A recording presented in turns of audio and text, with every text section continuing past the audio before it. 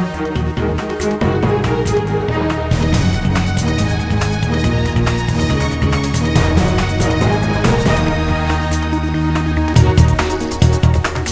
evening, you're watching The Buck Stops Here and I'm Barkha Dutt. And for those who said that those who live in the cities don't vote, that urbanites don't vote, well, Delhi proved them all wrong today. With a highest ever voter turnout in the national capital and the political capital.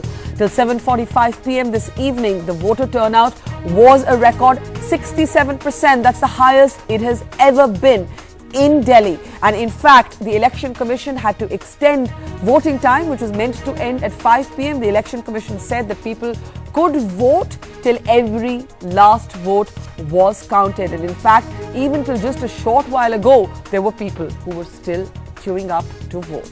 But of course, high voter turnout has different results in different states. And let's take you straight now to the poll of polls. This is what the big picture looks like after aggregating all the various exit polls that have been done, and it's reason for the BJP to smile and the Congress to feel very gloomy. At the moment, looking at the 4 states that influence national politics, excluding for a moment Mizoram, this is how it looks like. In Delhi, the BJP is projected to get 34 seats, that's up 11 from last time. The Congress is projected to get 17, that's down 26. That's down 26. And how many of these seats did the BJP pick up and how many of these seats did Arvind Kejriwal pick up? Well, the Aam Aadmi Party, making its debut in these elections, is nowhere near the 47 it had predicted for itself, but it is being projected to get 17 seats. That's of course a gain of 17 because this is the first election for the Aam Aadmi Party, and even though it's short of their own internal survey, it is a most impressive debut.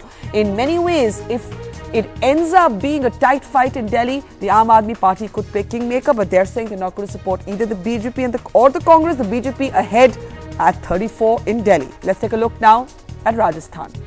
In Rajasthan, the BJP is projected to get 130 seats. This is up 52 seats from last time. This is, of course, Vasundhara Raje's, what many BJP leaders have described as her electrifying campaign. The Congress is projected to get 50. Ashok Gehlot facing the brunt of anti-incumbency there, like Sheila Dikshit in Delhi, he's down 46. Chhattisgarh. Now, Chhattisgarh is a tight fight. It's a state where the Congress believed that it had a fighting chance. It continues to be pretty much exactly like it was last time. The BJP is projected to get 50 seats in Chhattisgarh. No change, according to the polls. The polls, by the way, they keep changing because votes are, the numbers are still being put together and they're constantly being updated because voting, especially in Delhi today, has closed so late. The Congress is projected to get 37. That's just one down from last time. So it's a tight fight in Chhattisgarh, but Raman Singh looking set to retain his government if these polls are correct. And the poll of polls in Madhya Pradesh to Shivraj Singh Chauhan's government, whose personal popularity has remained intact even though others in his government may have had to face some anti-incumbency, is projected to get 141. That's just 2 down from last time. The Jyotiraditya Scindia effect at the moment is showing just a gain of 6 for the Congress, which is projected to get 71. Now, if you look at the graphics on your screen, there's one interesting pattern that emerges. There are 2 states where the 2 Congress chief ministers, the incumbent chief ministers, Sheila Dikshit and Ashok Gehlot, both states have had high voter turnouts, really high voter turnouts, but the high voter turnouts in both these states seems to have translated into anti-incumbency, but the high voter turnouts in the BJP-ruled states of Chhattisgarh and Madhya Pradesh is translating into pro-incumbency for the BJP CMs. So the question will be asked, is this reflective of a larger anti-incumbency national mood? That's going to be the big political question that arises from these polls. And of course, what is the Narendra Modi effect? And what does it say about Rahul Gandhi? Are these results, as they come on Sunday, going to be a statement on the performance of Narendra Modi and the lack of performance of Rahul Gandhi? Those are going to be the questions asked. But of course, the big story, the heartening story, irrespective of who wins, is the victory of democracy. We have often seen our city dwellers being apathetic, upper middle class people and middle class people especially being reluctant to come out and vote. Well, today Delhi, the national capital, broke that stereotype with its highest ever voter turnout. Even till a short while ago, people were queuing up to vote. And the Election Commission, really the hero of today, has said that till every last vote is counted, the polling booths will remain open. Ketki Angre reporting earlier from one of these polling booths. Delhi seems to have finally broken the 60% barrier, and joining us now some polling agents as well as some voters who went in to cast their vote before 5, but by the time they actually got out, it was much after dark. आप polling agent है, वहाँ पर कितने देर तक voting हो रही थी और कितनी लंबी लाइन थी, कितने देर तक लोगों को? बहुत भीड़ थी मैडम भीड़ तो बहुत थी। 5 बजे के बाद भी वोटिंग हुई है, 6 साढ़े 6 बजे तक वोटिंग हुई है। जिस बूथ में मैं था, मेरा बूथ 107 था, हमारी 5 बजे से पहली वोटिंग खत्म हो चुकी थी और वहाँ कोई लोग नहीं थे। मगर जो बूथ थे उन्होंने बहुत भीड़ हो रखी थी और 5 बजे के बाद भी 6 साढ़े 6 बजे तक वोटिंग चली है। अच्छा, आप भी एक पोलिंग एजेंट है, तो आपके वोट डाला था, 6:30 बजे के करीब डाला था मैंने, और भीड़ काफ़ी थी उस टाइम। तो जो अंदर बैठे थे गवर्नमेंट एम्प्लॉय, उन्होंने सबको कूपन दिए। उसके बाद उन्होंने बोला इसके अलावा कोई डालेगा नहीं। 29 बंदे रह गए थे बस। हाँ जी। आपने किस वक्त वोट डाला? 6:30 बजे। अच्छा, और लाइन में कितना देर वेट करना पड़ा? 1.5 घंटा। 1.5 घंटा। हाँ जी। तो इस बार लोग कह रहे हैं कि दिल्ली का जो वोटिंग परसेंटेज है वो काफी हाई है। नॉर्मली लोग सोचते हैं कि दिल्ली वाले ज्यादा वोट नहीं करते हैं, लेकिन यहाँ पर वोटिंग परसेंटेज काफी रहा है। 65% तो अप्रोक्स होती है यहाँ पे। पिछली बार भी 64.5% हुई थी, अब के 76% हुई है। तो पोलिंग तो इस बार ज्यादा तो हुई है पहले से, लेकिन वोट भी बहुत कटे हमारे यहाँ कम से कम वोट भी बहुत कटे हैं, 600 वोट कटे, बहुत वोट कटे। और मगर उसके हिसाब से परसेंटेज भी बढ़ गई। वोट कटने के इसीलिए बाद परसेंटेज बढ़ी है क्योंकि वोट भी कट गए हैं। अच्छा, जरा दिखाइए, आपने वोट किया है, एक बार देख ले कि अच्छा ऐसे उंगली दिखा दीजिए। So Delhi, of course, breaking that barrier, crossing well over 60%. The official figure still not completely declared, but here in Kanpur, it has been known as an area that often stays back after 5 p.m. to continue with the voting formalities. This time, some waiting as much as 6:30 to cast their vote and exercise their right. In New Delhi, with camera person Bala, Ketki Angre for NDTV. And in some parts of Delhi, like R.K. Puram and Greater Kailash, the voter turnout has been as high as 79% and 80%, almost double, not exactly, a little less, almost double from the voting percentages in these colonies the last time. And these are some of the urban centres, the upper middle class and middle class centres of Delhi. So really that myth of urban apathy being conclusively broken. Siddharth Pandey is at the Election Commission. The EC is the hero of today. The other political heroes and who the victors are will be known on Sunday when the actual counting is done. Of course, the BJP leading in all the exit polls, Siddharth, but the EC doing an absolutely fantastic job, and even they must be staggered by the record turnout in Delhi. Well, absolutely, Barka. In fact, just around 15 minutes ago, they were still counting the votes coming in. But the problem is that because this exercise went well beyond the 5 o'clock deadline, they actually lost touch with a couple of the officers. Their mobiles have just died, the batteries are finished, so they're trying to just find out if there are people still voting out there. Well beyond that 5 o'clock deadline, people continuing to vote. The Election Commission absolutely overjoyed. They worked for this for months now. And the reason why they've been able to get such a turnaround is the fact that they've actually analyzed why people didn't vote in the past. What was the problems in each particular area? They've actually targeted colleges. They've held music concerts. They've even roped in RWAs, which actually ran this campaign that boycott the bunkers, those people who don't vote and who don't have that mark of the indelible ink on their fingers. Don't talk to them for a day. So all of this seems to have worked. But I can also just quickly add, Barka, is that, I've been going across Delhi and at different booths. One thing I definitely do see is that since it's going to be such a tight contest, I see workers from all the three big parties now, the Aam Aadmi, the BJP and the Congress, their workers literally trying to get people from their homes to come and cast their vote. So there is a lot of nervousness out there. There's literally competition out there to get those voters to come and cast their votes. Election Commission definitely overjoyed and still counting the numbers as we speak. All right, Siddharth, and it has done an absolutely fantastic job. Is there any deadline on when the polls will be officially declared closed? Well, like I said, once they establish communication with all the people, but they are now tabulating in the final hours of that, and they're hopefully by 10 o'clock tonight, they will be releasing some sort of figures, and they've actually never seen figures like this in the past from several booths, as you said, in South Delhi as well, though those figures really in the high 80s almost. So literally, I mean, I think what they're saying is they're overjoyed to see this kind of reaction. They're hoping that Delhi does better next time around when we have the big elections next year. Siddharth Pandey at the Election Commission, thanks very much. Now, the polls, we've aggregated a number of different exit polls. They spell bad news for Sheila Dikshit. I want to bring up the gist of Delhi, not the result, I should say. The result is in on Sunday, but what the poll of polls is saying about how Sheila Dikshit is going to perform. They're saying that Congress could be down 24. Just give us a second and we're going to bring up those numbers again. This is what the picture in Delhi looks like. Delhi, according to the poll of polls, is projecting 34 seats for Harshvardhan, and it's actually saying that it is going to be 26 down for the Congress at 17. And just look at this. This looks like the Congress and the Aam Aadmi Party, if this is correct, will have absolutely the same number of votes. And if this is true, then Sheila Dikshit just this morning said, do you really call the Aam Aadmi Party a party? Spoke of Arvind Kejriwal as somebody who lives, in a neighborhood outside or on the borders of Delhi. And just this morning, Sheila Dikshit was saying, is Aam Aadmi Party really a party? Now, if these polls are correct, the Congress and the Aam Aadmi Party could end up with exactly the same numbers. A lot less than the 47 Arvind Kejriwal had predicted for himself, but absolutely a very, very impressive result for a party that has just begun and did not even have prominent candidates to field necessarily in all of the seats that it contested. Of course, the question remains, will Arvind Kejriwal win his own seat against Sheila Dikshit, but his party certainly projected to do extremely well, falling well short of what they'd said, but extremely well for a new party. Now, is Sheila Dikshit upset, depressed, nervous? Neha Khanna spoke to her a short while ago.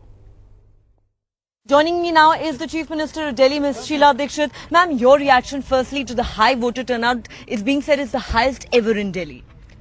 I don't know what the final figures are, because when I just saw it, it was 65 to about 70. Ma'am, it's exceeded 66 now. But then it's 66. Good, Yes. very good, very nice. More people participate, the better strength democracy gets. Right. Ma'am, are you at all surprised by this turnout? Because last election it was only a little over 57. No, I'm not surprised, because there has been a trend of high voting.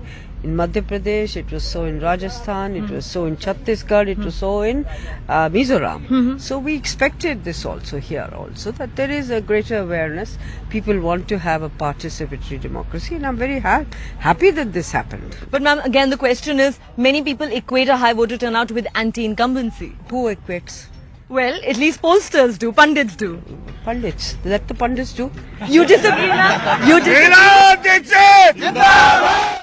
It is election season. The poll of polls, the exit poll results are in as polling in Delhi has closed. Before we look at those very dramatic numbers that are leading to a number of happy faces in the BJP camp and a number of long faces in the Congress camps, let's also note the record voter turnout in Delhi. A staggering voter turnout, but let's first bring you up to speed. This is an aggregate of all the different exit polls that have been done, and it's pointing to a 4-0 victory for the BJP, at least in terms of being the single largest party. Delhi, according to these polls, is a little tighter. Let's take you through the numbers. Let's first look at Delhi, where polls are suggesting that the BJP will get 34 seats. 34 seats, that's still 1 seat short of the halfway mark. The Congress is projected in these seats. Let's bring those numbers up, please. The Congress is projected in these seats to get, in these polls to get 20 seats in Delhi, and the Aam Aadmi Party 13. Several individual polls gave the Aam Aadmi Party between 16 and 18, but the poll of poll aggregate, let's look at the Delhi numbers again, please, is saying the BJP to get 34, the Congress to get 20, and the Aam Aadmi Party to get 13.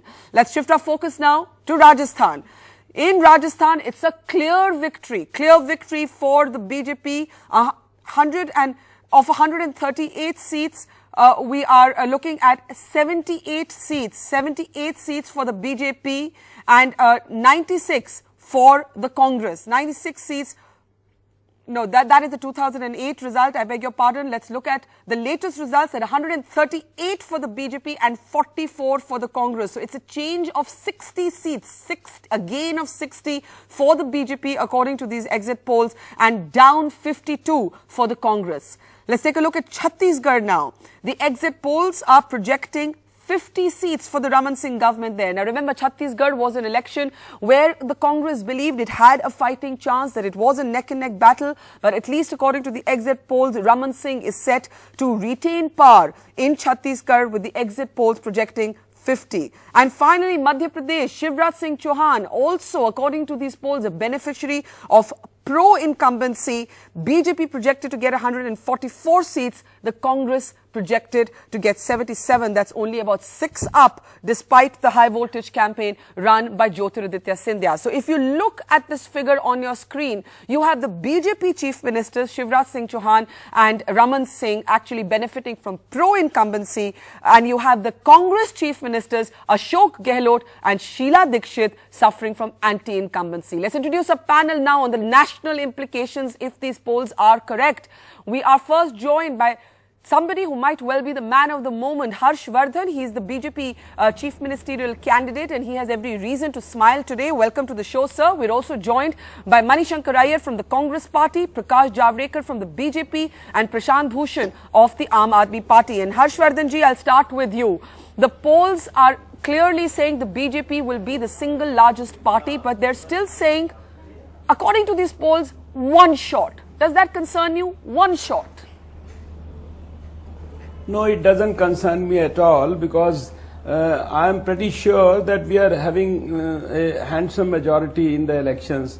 This is based on my assessment of the ground situation, which I developed over the last few weeks. And then today, after having been in the election process the whole day and after having talked to almost everyone who has contested the election in Delhi on BJP ticket after 5 p.m.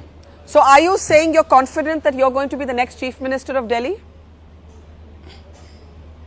We are going to have a complete majority, and I think that part I will accept only after 8th. So you're saying you still want to wait for the counting, not these exit polls? Yes, I feel it is not proper for me to start calling myself the Chief Minister of Delhi before the results are declared.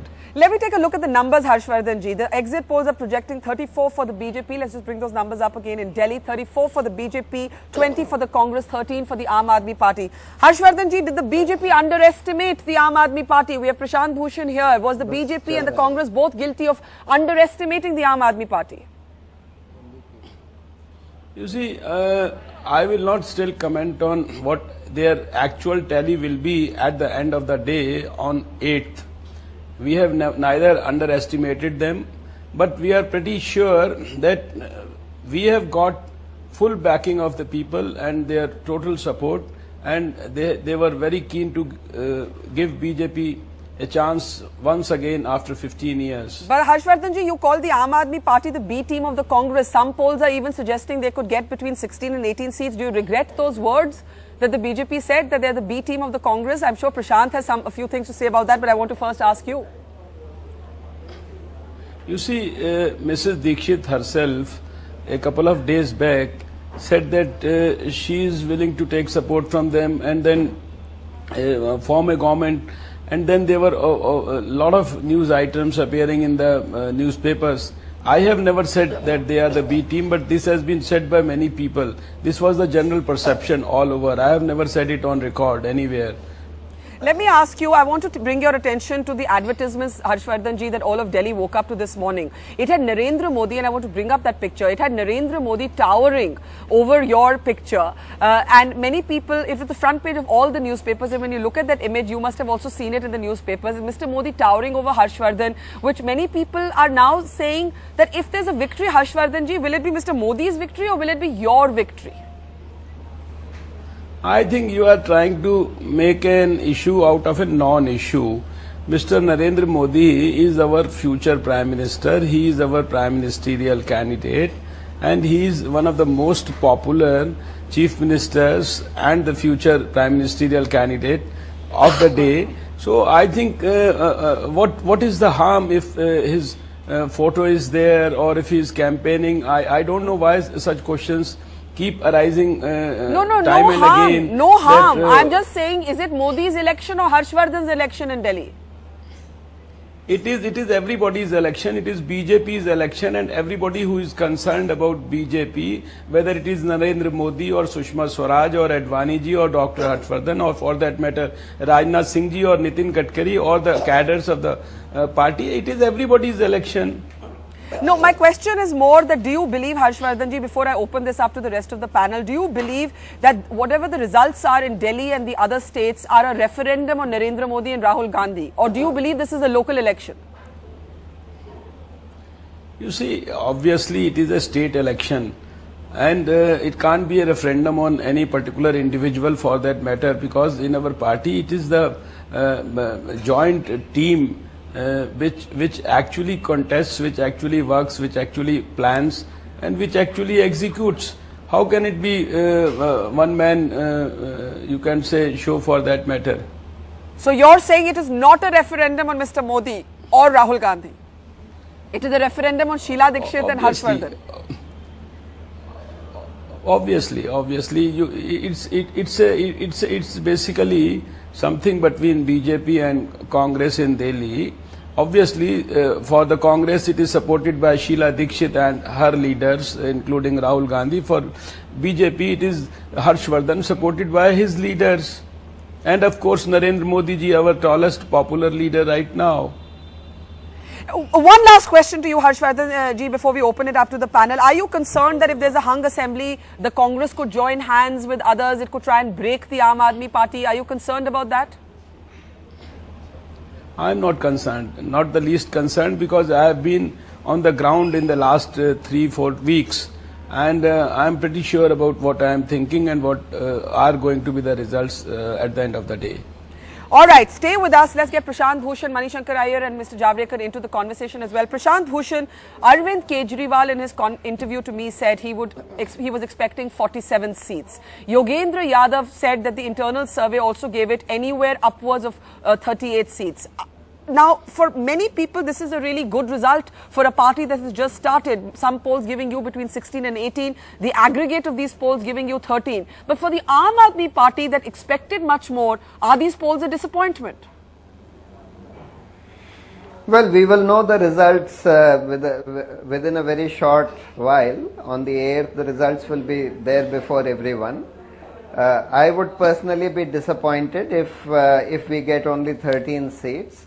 But in any case, even 13 seats for a new party which has no money, which has not been using liquor and money to buy votes, etc., which does not have thousands of crores like the BJP and the Congress, which relies entirely on volunteer workers, not on paid workers, etc., which has come out from scratch.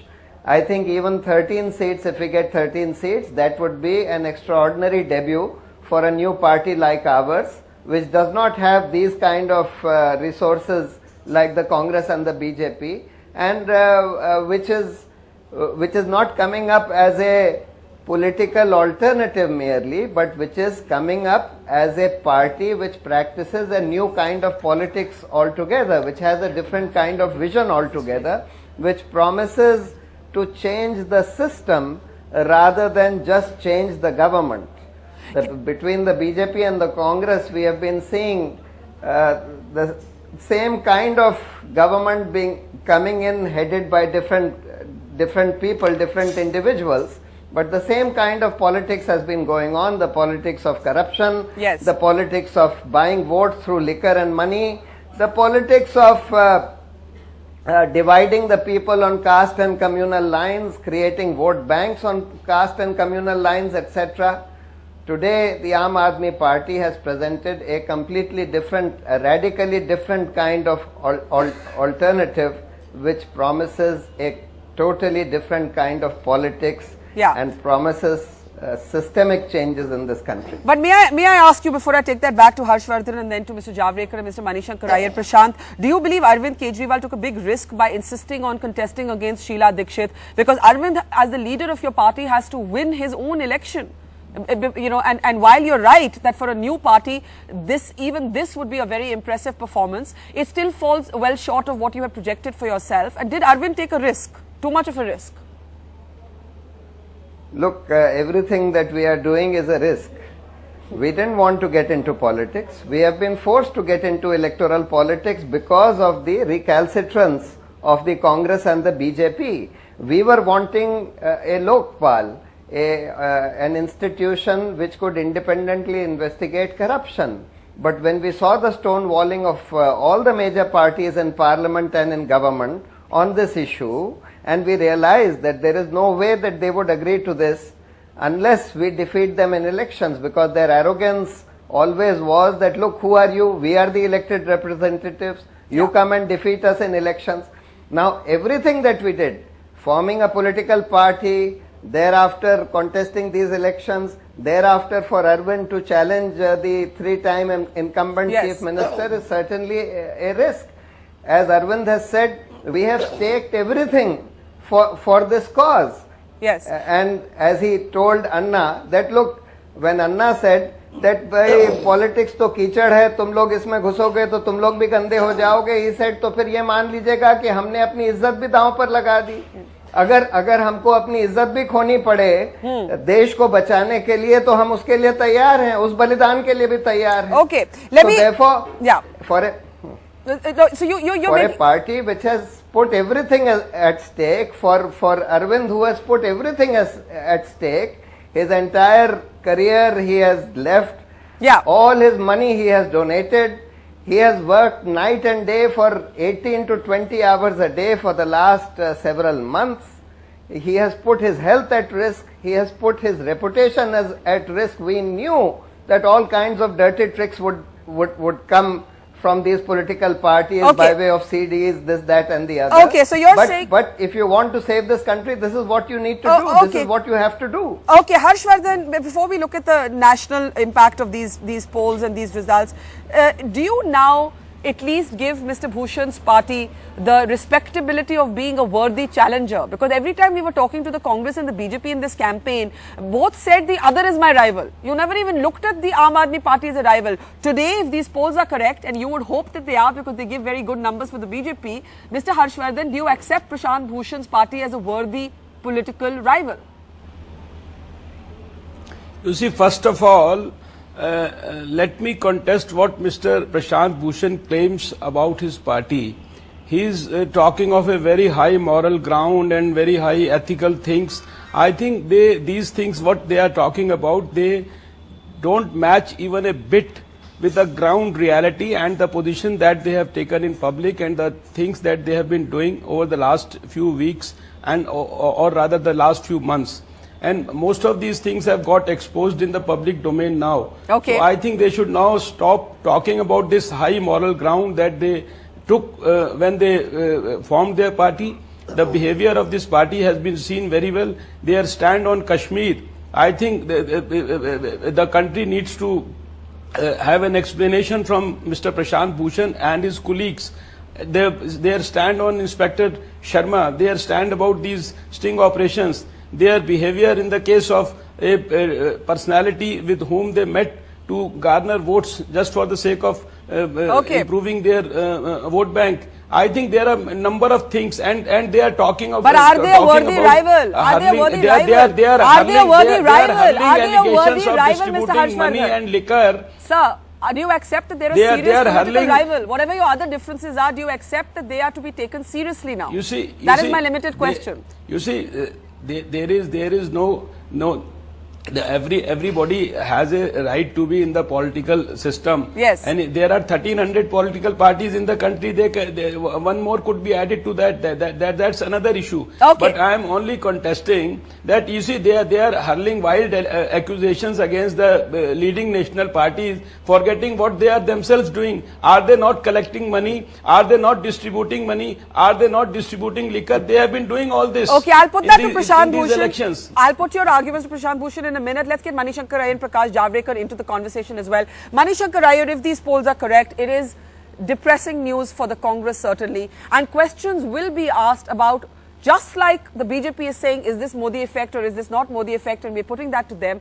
The Congress will have to field questions on whether this is a Rahul Gandhi lack of effect, because we do know that at 2 rallies in Delhi, when Sheila Dikshit actually had to say to the people there, please listen to Rahul before you go. We have those pictures of Sheila Dikshit and Rahul Gandhi there together, and then Rahul Gandhi seems to have vanished in the last 2 weeks. So will the results, in a sense, also be a statement on both Narendra Modi's capacity to create momentum for the BJP campaign and Rahul Gandhi's absence of ability to do that? Money. Well, you know, the outcome of the exit polls is fairly consistent with what the poll predictions were earlier. Yes. And therefore, I am persuaded that the trend that is being indicated, if not the exact number of seats, is probably likely to be validated when the final results come in. Now, in the light of this, I think the single most important thing is to congratulate the Aam Aadmi Party on having effected a very impressive debut. But they are now entering the political sphere, and there are a number of questions, such as the ones that were just raised by Dr. Harshvardhan, which they will also have to bring into the argument. And I think the kind of sententiousness that we just heard from Prashant Bhushan is unlikely to last out for much longer unless there's much more substance to the totality of the agenda that they present before the country. Manishankar Iyer, if I may interrupt you only to say... I do not... May I just finish? Yes. I do not believe that elections in 4 states are a definitive indicator of how the nation is looking towards 2 leaders in a national poll. I think local issues and local leaders have been far, far more significant in this election, despite the effort to try to portray these elections in 4 states as being some kind of a test run for what is going to happen in May 2014. So I don't think, with respect to either Mr. Rahul Gandhi or Narendra Modi, can we regard these as the precursor to what's going to happen in the middle of next year. But you do acknowledge, as you congratulate the Aam Aadmi Party, if these polls are correct, that the Congress too was far too patronizing about Arvind Kejriwal and Prashant Bhushan. You yourself have been a staunch critic in the past when the Anna movement was on. I still remain a staunch critic of the Anna movement, because I think going outside the political system, this is not possible in a democracy. It was I who repeatedly invited members of the members of the Anna movement, who eventually constituted the Aam Aadmi Party, and in particular Arvind Kejriwal, to please enter the political system if they really wanted to effect a major change. So I'm glad they've taken my advice. I'm glad they've left Anna Hazare behind, and let's see how much they can sustain this initial enthusiasm. Okay, I want to ask both Harshvardhan and Prakash Javadekar, they're both from the same party, the same question. Dr. Harshvardhan, to you first. Is this election result an indication at least of the Modi effect or not? And then Mr. Javadekar, the same question to you. You see, Mr. Narendra Modi is today one of the most popular leaders of the country, irrespective of any party affiliations. Yes. And I think he attracts huge crowds, even if he goes to Chennai, or even if he goes to Assam, even if he is in his own state, Gujarat, all over the country. So I think if he has an impact all over the country, so naturally you cannot deny the fact that he will also have a positive impact on any election, whether it is happening in the capital or any other state. Okay. So obviously his presence on the scene has definitely contributed positively to the outcome of the election. And before we let you go, you are confident that you will be Chief Minister, or you're holding your guard against that yet? No, I'm 100% confident of our party's victory, but the second part, I will call myself the Chief Minister only after the results have come out. All right, thanks for joining us. Prakash Javadekar, Why is the BJP so hesitant to call these election results an indication of the national mood? After all, you went into these elections with Narendra Modi as a declared prime ministerial candidate. There was a great deal of debate within the party. People like Sushma Swaraj and LK Advani felt he should be declared the PM candidate after the assembly elections. Now you have the elections pretty much going in your favor if these polls are correct. Even then, BJP leaders from Sushma Swaraj to Arun Jaitley to everybody I've asked this question to are saying, no, this election is not about the national election. Why are you saying that? No, because that is a political truth, that state elections are fought on many issues. National elections are fought on national elections. We will have very big victory. Now I am sure that, let us understand two things. First, the increase 5% vote. How you analyze? It is the youth and the women who have come in large number. I analyze this from Chhattisgarh to Delhi. If it is happening, Modi is a factor. Let us understand. But that does not demean or that does not minimize the role of Shivraj Singh, Vasundhara, Raman Singh, our two successful chief ministers, and the warrior, and now Harshvardhan.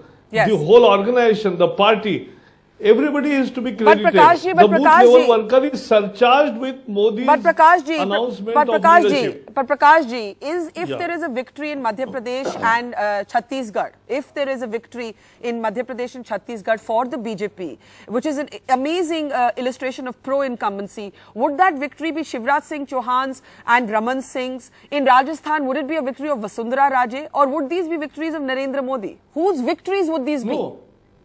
It is the party's victory, which consists of the state leaders, the candidates, the party, the booth level worker, the voter, and our national leader who is projected as Prime Minister candidate, all put together. Okay. And let us not forget, let us not forget that Modi's presence has impacted this election, and you are witnessing it in rising number of votes everywhere, not for only BJP, but the overall percentage has gone up. You will see a storm, ek andhi like situation for Lok Sabha election.